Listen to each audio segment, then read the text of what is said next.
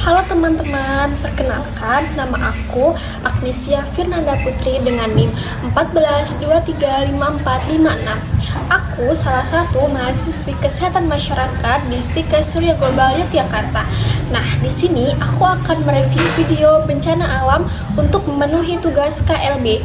Nah, langsung saja review yang pertama yaitu bencana gempa bumi yang ada di Daerah Istimewa Yogyakarta. Ini dia. Nah, gempa di Daerah Istimewa Yogyakarta ini terjadi pada tahun 2006. Nah, untuk potensi bahayanya, ini ada aktivitas sesar opak dan sesar aktif lainnya di Pulau Jawa, struktur tanah lunak di Bantul, serta bangunan yang tidak dirancang tahan gempa. Ada juga potensi gempa besar, megatrust yang dapat memicu tsunami di pantai selatan. Nah, untuk penilaian resikonya, Yogyakarta dinilai sebagai daerah yang sangat aktif gempa. Resiko diperparah oleh ketidakmampuan memprediksi gempa dan potensi kepanikan masyarakat saat evakuasi. BMKG juga telah merilis kajian potensi gempa hingga magnitudo 8,7 dari sesar opak. Untuk jenis gempa bumi ini, gempa bumi tektonik kerak dangkal dan potensi tsunami. Dan dampaknya ini pada gempa 2006 menyebabkan hampir 6.000 korban jiwa, puluhan ribu luka-luka dan kerusakan parah pada bangunan, terutama di Bantul. Dampak lainnya termasuk pergeseran tanah yang memaksa warga untuk pindah.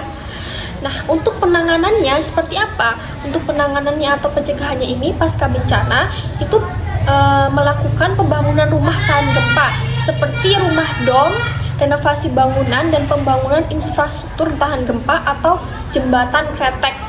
Nah, untuk mitigasinya ini melakukan pembentukan kelurahan tangguh bencana atau Katana dan Satuan Pendidikan Aman Bencana atau SPAB oleh BPBD DIY.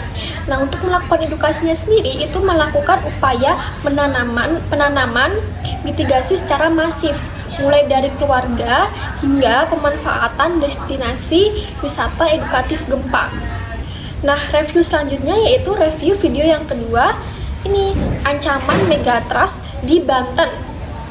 Nah, video ini menyoroti ancaman gempa megatrust dan tsunami di pesisir Lebak Selatan, Banten, serta rendahnya tingkat kesiapsiagaan masyarakat. Potensi bahayanya itu potensi gempa megatrust di selatan Banten yang dapat memicu tsunami besar dengan ketinggian gelombang diprediksi mencapai 20 meter. Nah, untuk penilaian resikonya, wilayah Lebak Selatan, terutama di desa Situregen, memiliki resiko sangat tinggi karena berhadapan langsung dengan zona megatrust. Waktu evakuasi setelah peringatan tsunami hanya sekitar 10-15 menit saja. Untuk tingkat kesiapan masyarakat dinilai masih sangat rendah di bawah 20%. Nah, untuk jenis bencananya, gempa bumi megatrust dan tsunami. Dan dampak bencananya itu berpotensi kerusakan infrastruktur yang masif, terisolasinya akses darat, dan korban jiwa dalam jumlah besar. Kepanikan akibat minimnya literasi bencana juga menjadi resiko sekunder. Nah, kemudian untuk penanganan atau pencegahannya itu dengan pembentukan gugus mitigasi Lebak Selatan atau GMLS dan Desa Tangguh Bencana Destana yang aktif melakukan sosialisasi dan edukasi mitigasi. Kemudian untuk review video selanjutnya yaitu tentang ketahanan Jepang terhadap gempa. Ini. Nah, video ini menjelaskan bagaimana Jepang menerapkan teknologi canggih dan regulasi ketat untuk membangun infrastruktur yang tahan terhadap guncangan gempa. Nah, untuk potensi bahayanya ini, gempa bumi berkekuatan tinggi akibat lokasinya di cincin api Pasifik yang dapat memicu tsunami dan kebakaran. Nah, untuk penilaian resikonya, Jepang adalah salah satu negara paling rawan gempa di dunia. Namun, sejarah panjang bencana telah menjadikan mereka salah satu yang terbaik dalam hal persiapan. Nah, untuk jenis bencananya ini itu ada gempa bumi, tsunami, dan bencana sekunder seperti kebakaran dan insiden nuklir. Dan untuk dampaknya, meskipun sering dilanda gempa kuat, dampak korban jiwa dan kerusakan berhasil diminimalkan. Contohnya gempa magnitudo 7,6. Baru-baru ini menyebabkan kurang dari 100 korban jiwa. Kontras dengan puluhan ribu korban pada gempa 2011.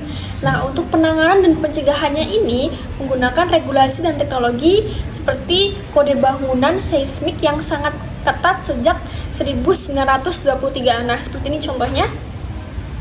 Nah, kemudian itu melakukan teknologi peredam getaran atau dampers dan isolasi seismik pada pondasi hingga rumah yang bisa melayang atau levitating homes. Seperti ini. Nah, untuk penggunaan materialnya ini, bangunan yang lentur seperti baja dan kayu. Sistem peringatan dininya yaitu peringatan gempa dan tsunami yang terintegrasi dengan ponsel dan sistem transportasi publik seperti kereta otomatis berhenti. Nah, di sini sudah ada perbandingan penanganan dan pencegahan gempa di Indonesia dan gempa di Jepang. Nah, untuk di Indonesia sendiri, kekuatannya itu ada standar bangunan tahan gempa, yaitu ada SNI, kemudian ada edukasi dan latihan kesiapsiagaan mulai rutin, kemudian BMKG aktif memberi peringatan dan simulasi, dan ada upaya alokasi dana mitigasi. Nah, untuk Jepang sendiri kekuatannya itu ada regulasi dan teknologi bangunan sangat ketat, masyarakat terbiasa dan terlatih menghadapi gempa, warning sistem efektif dan cepat, dan anggaran dan teknologi stabil. Nah, untuk tantangannya sendiri di Indonesia itu implementasi regulasi belum merata, tetapi di Jepang biaya retrofit dan perawatan sangat tinggi dan prediksi gempa tetap tidak pasti. Akses info terbatas di daerah terpencil. Oke guys, mungkin segitu saja review video dari aku. Semoga bermanfaat buat kalian. Thanks for watching. Wassalamualaikum warahmatullahi wabarakatuh.